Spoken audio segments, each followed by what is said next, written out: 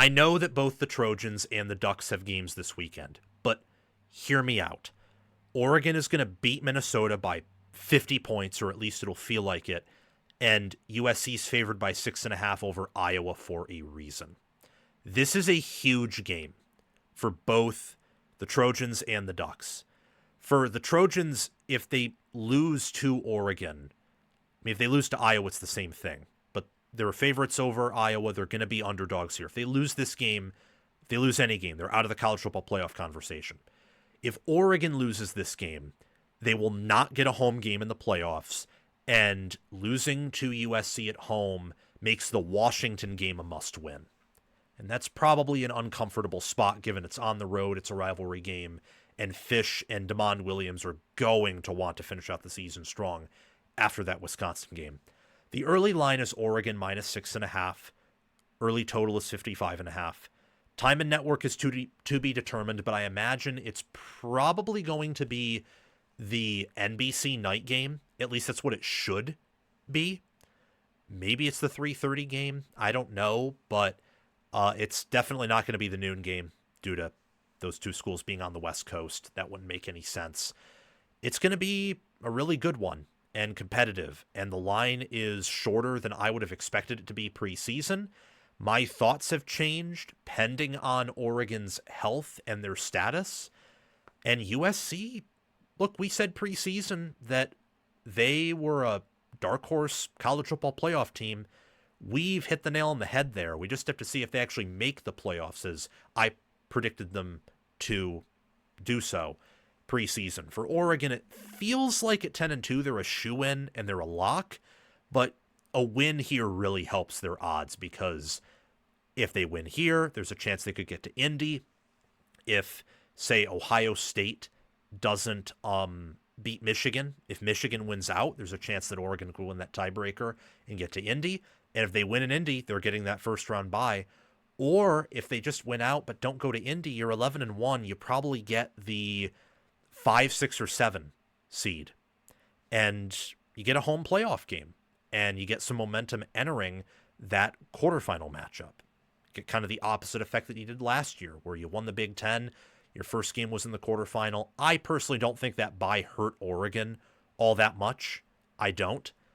Them and Ohio State technically had the same time off before playing their first playoff game. Oregon looked like that against Ohio State. Ohio State looked a lead against Tennessee, but beyond that, I think this year's Oregon team has a chance to be better than last year's, but let's not get too ahead of ourselves. They need to get healthy. They need to win that game against Minnesota, rest some starters if they're unsure about them, and prepare for this game, because USC is going to be a chore. USC against Oregon needs to prepare for the lines of scrimmage game of their life, because when you look at their schedule, their toughest road trip at this point has been Notre Dame on the road. Notre Dame does not have the trench potential that Oregon does. It's close, but they do not have the size on the offensive or defensive line that Oregon does. They do not have the rushing offense that Oregon could. I know they have Jeremiah Love and Jadarian Price, who are the best running back duo in college football. But we all saw, whether it was in USC's game against Notre Dame or in Notre Dame's first two games, they have a propensity to give up some TFLs that Notre Dame rushing attack does in a way that Oregon's just does not. Oregon's is this downfield bowling ball that you really have to put all of your effort and strength in to just hold it steady. Notre Dame's is pretty hit or miss. Sometimes it can miss in a big way, but with the running backs they have and their offensive line being a great one and one of the best, if they fire enough times, eventually they'll hit. That's more of what their rushing attack is. It killed USC. It did. So if that rushing attack killed USC, what could this Oregon one do? They need to really emphasize run defense and tackling and being in good position and keeping their eye on the football and properly attacking gaps. And Iowa, being a disciplined team with wonderful lines of scrimmage, is a great opportunity to test that out. It's a home game, 3:30. Iowa's coming off a pretty emotional defeat by Oregon. So this is the perfect testing grounds to see what you can do there. Oregon is going to be their toughest game since either the Notre Dame game or their toughest game of the entire season.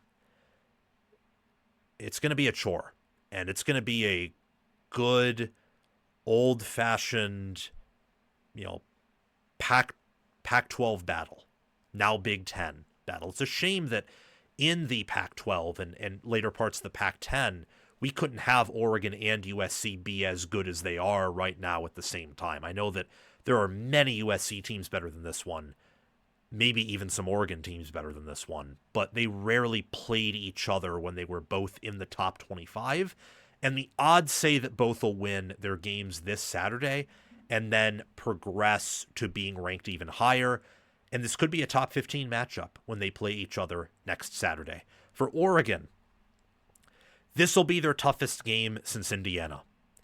I don't know if it's tougher than the Penn State game they played, because, that game was on the road, and I think Penn State at that point was at least top 15, top 10, which is what USC is right now, but they host them.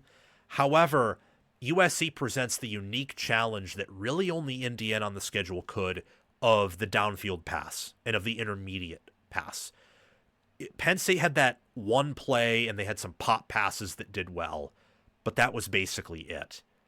USC's passing attack and rushing attack and offense in general are a lot more similar to Indiana's than anyone else Oregon has played on the schedule.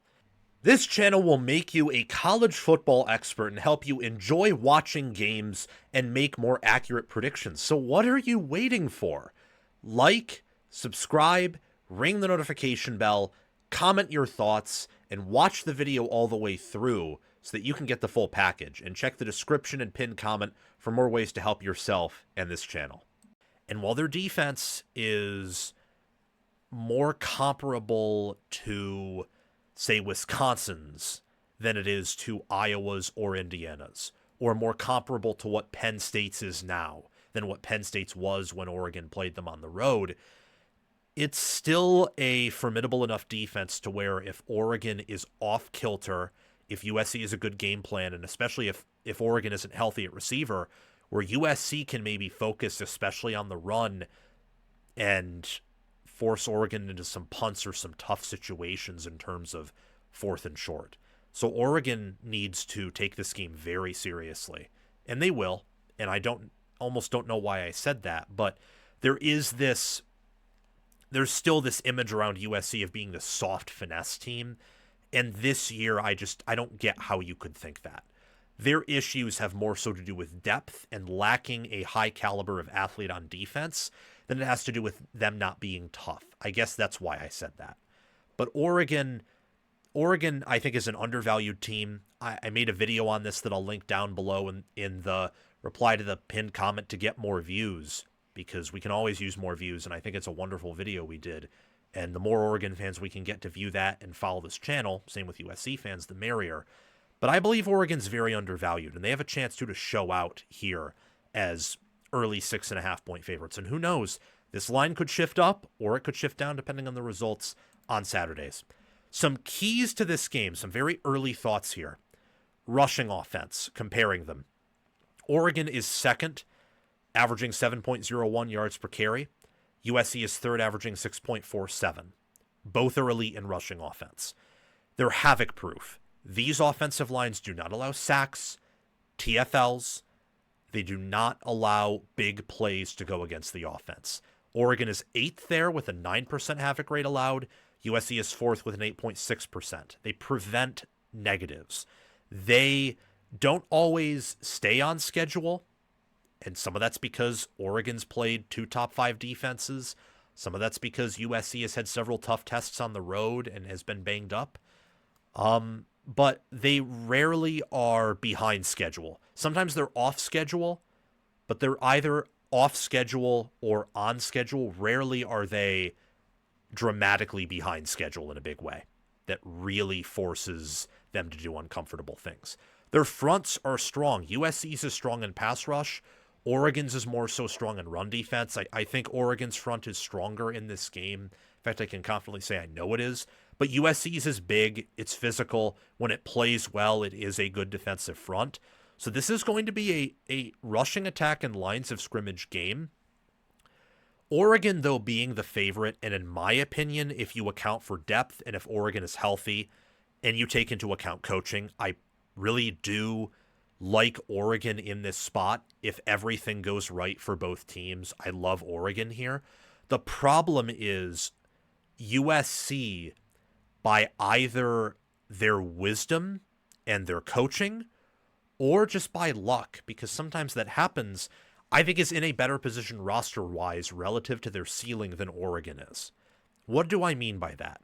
Well, Oregon, from what we know, based on that Iowa game, is down their top 3 receivers. We'll see if that remains the case. Kenyon Sadiq is not a given right now. Alex Harkey, one of their best tackles, is not a given. USC's been playing without some of their offensive linemen for quite some time. Doesn't seem to have affected them. Same thing with Oregon. But USC is healthy at receiver, and USC seems to be healthy again at defensive back. So the health portion is playing to USC. And if Oregon is as banged up in this game as they were against the Iowa game, they could very easily lose, potentially even by 2 scores.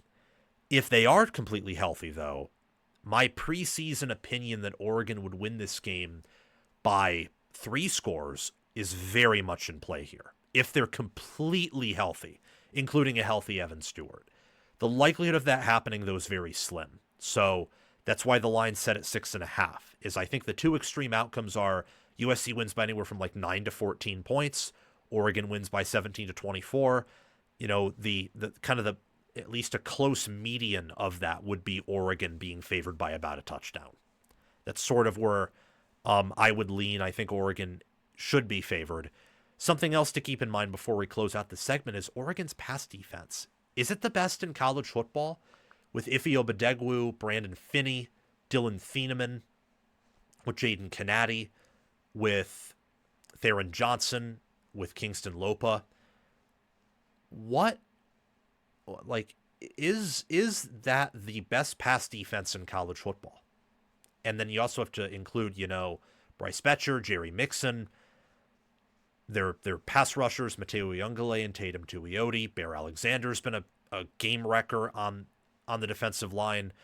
This defense is Lanning's best, outside of maybe the 2023 defense. And this defense, at least based on the efficiency metrics that we have right now and the fact that this offense is nowhere near the 2023 offense, I'd say this defense is probably Lanning's best. So that's something to keep in mind too, since USC can beat you through both the air and the pass, while Oregon can defend both the pass and they can defend the run. That's my early preview of this game. Let me know what your thoughts are. It should be, based on what I know of both these teams right now, competitive, but that can dramatically change depending on the results on Friday or Saturday, and also the health status of the Oregon Ducks or to the USC Trojans if they suffer any injuries or get anyone back. Hopefully both teams are at their best, as healthy as possible, and I think when both teams are healthy, they're both top 10, and Oregon is top 5. Thank you for watching. It's my mission on College Football with Sam to make you the most informed, knowledgeable, and entertained fan as possible. We aren't perfect, but we hit the nail on the head more often than we hit our thumb with the hammer. Make sure to like, subscribe, ring the notification bell, comment, and if you're here, you've probably already watched the whole video. So thank you for doing those things.